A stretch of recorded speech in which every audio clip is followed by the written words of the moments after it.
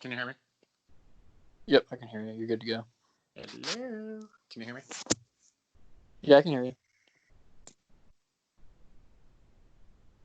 Can you hear me now? Can you hear me? I can hear you. Can you hear me? Yeah, I can hear you. Awesome. Okay, cool. It's Jeff. This is round 2. Confessionals. This is a better. It's not a better round. This is a good round. It's just like last round, where we won. Except for this time, I didn't know that we won right away because the whole fiasco of the points being flipped. So it was cool. As we got told we lost, was kind of a sobering thing because I thought I did okay, but hearing that we lost, I was like, all right, now we gotta go to the pavement and do some politicking. But then literally 2 minutes later, they were like, oh, sorry, you made a mistake. You guys are safe. Ooh, much relief. So now I don't have to do anything for tonight's eviction, which will probably be in the next 7 minutes, I'm guessing. But yeah, it was very relaxing and awesome to not have to stress about it. It sucks that Josh and Jordan are on the other side, but hopefully one of those two can survive, if not both of them.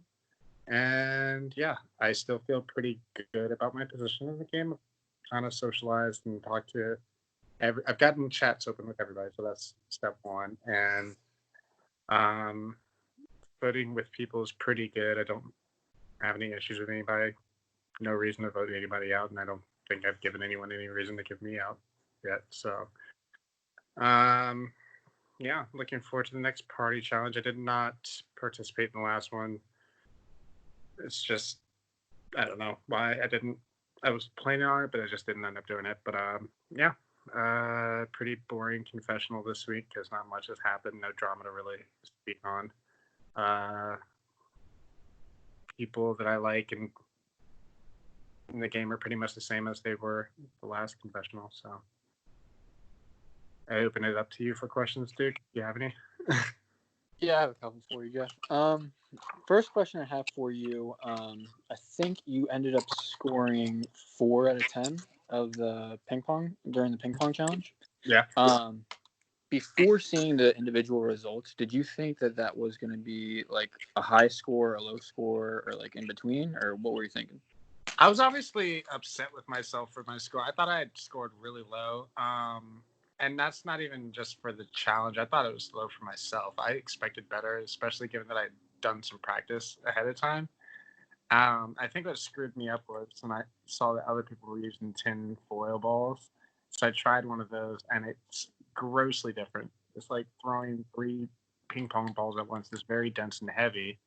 So anytime you use one of those, it just fucks up your throw. And I think that's what messed me up going into it because I had used it like 20 minutes prior and it just messed up my flow. So I honestly thought I did terrible. So when we lost, I was like, yeah, it's not really a surprise.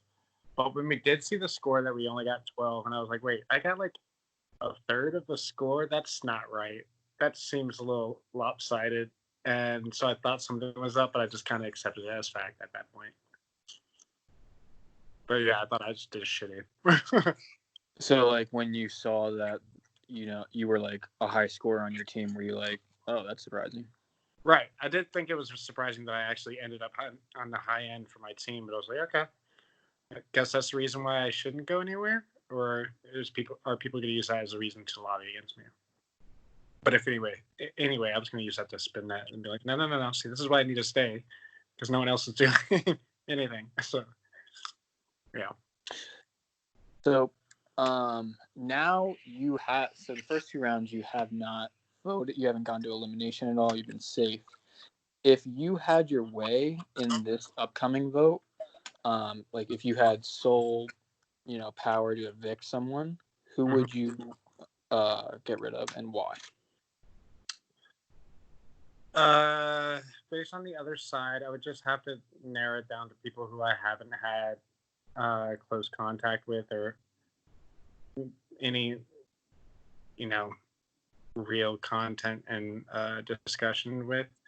So it'd probably come down to Michael and Kayla, just because those are the 2 I've talked to the least.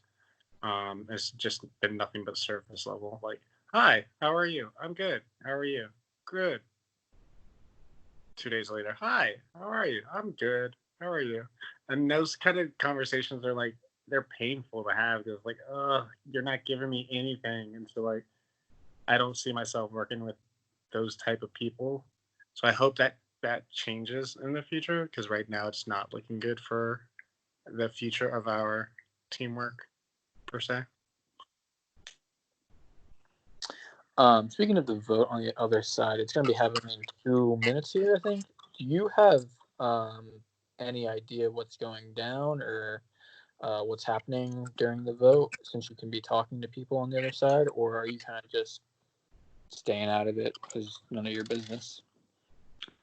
At this point, not really involving myself too much, given the fact that our split was pretty much 5-2, I believe. Yeah, there was there's we had the majority on our side from our old team, and they had the majority from their side. So Jordan and Josh are kind of on the outs, logically speaking.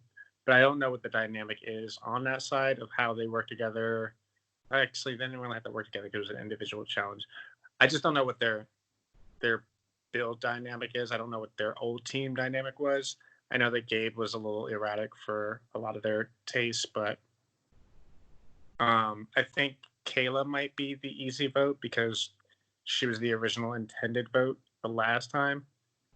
Um, but it's honestly, it could be Kayla or it could be one of the two J names I just alluded to earlier. So I don't really know what's going on over there, and so I don't want to over ask and overindulge to kind of throw myself in like Jeff's asking a lot of questions. Like it's really not my business at this point because I don't have that much influence on anyone on that side. You briefly mentioned that you had what seemed to be a 5-2 majority based on your original tribe. Do you think that original tribes are going to be a big thing going on, or do you think that it's going to be a little bit more fluid? I think the potential for it to be more fluid is stronger given that we have a format that allows us to talk to anybody and everybody, just so as long as we have production on it. But given the team breakdown of the first two challenges, I think it's going to have more of an effect than it could have had the teams been more random this go around. The first one was just schoolyard pick, and we made our bonds and lack of bonds because of that breakdown. But because the second one happened to be just so neatly 5-2, I think that kind of coincidence and the fact that we were my team at least was triumphant both times, will give more power to the idea that the original tribe bonds are there. And then my last question for you is, who do you think other than yourself is in the best position right now, and why?